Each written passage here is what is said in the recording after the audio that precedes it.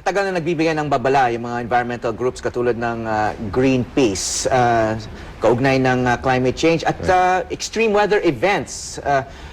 Paano kayo makasisiguro na may connection nga yung climate change at nitong Typhoon Ruby halimbawa? Yeah, ngayon kasi parang mahirap nang ihiwalay yung nararamdaman natin, especially pag may ganito mga weather extremes, doon sa nangyayaring pagbabago ng klima globally. While you cannot say with absolute certainty na ito ay climate change related, kailangan tignan natin yung pattern.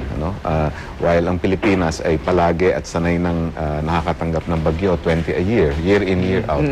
Pero kung titignan mo yung ferocity ng mga bagyo na pumapasok, particularly in the last decade, mas dumadami pati yung heavy rainfall associated with this, sabihin na natin mga super typhoons. At hindi alam natin na yung in terms of global or greenhouse gas emissions, lumagpas na tayo doon sa sinasabing safe level. So loaded yung dice, ika nga. So kahit sanay na yung Pilipinas, noon-noon pa sa mga extreme weather events, ang sinasabi mo, mas nagiging extreme pa. Kasi may mga kilala kong mga senior citizens, sinasabi nung 1970s daw, merong ganitong klaseng bagyo, direct hit daw ang Maynila, nagliparan daw ang mga bubong ng mga building, etc., mga bahay.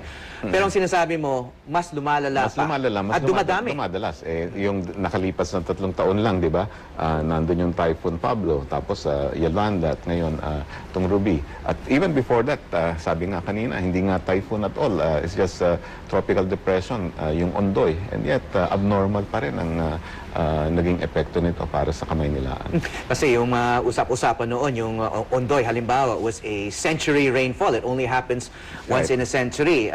Pero ang sinasabi nyo, posibleng magiging mas madalas yun. At yun din ang sinasabi na tungkol sa Typhoon Yolanda. It will only happen once in our lifetime, yung ganong kalakas na bagyo. Yung once in a lifetime, nagiging taon-taon. Ito ngang Typhoon Ruby, na laman rin natin na yung in terms of amount of rainfall, doon lang sa Samar, yung bumagsak na rainfall doon, pang 1 buwan na nangyari sa isang araw. So ganong klaseng mga weather extremes yung pinag-usapan dito.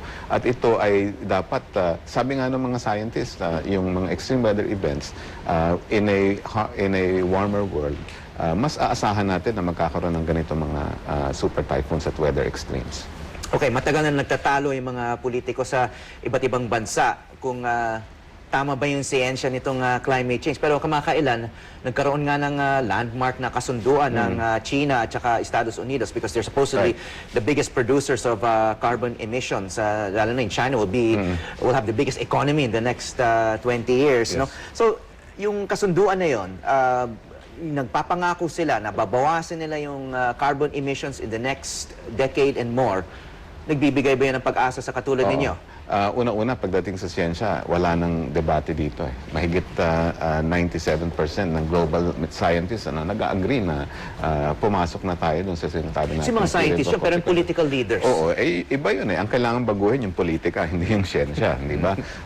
At pagdating sa kasunduan na binabanggit mo, medyo breakthrough yan, na for the first time, yung US na historically the largest emitter hanggang ngayon, ng greenhouse gas emissions, at yung China, parang nag-agree sila na kailangan ng aksyon. Kailangan sumunod yung mga ibang bansa, European Union, yung mga Australia, Canada, pati na rin yung mga ibang rapidly developing economies like India, Brazil. So hopefully, itong kasunduan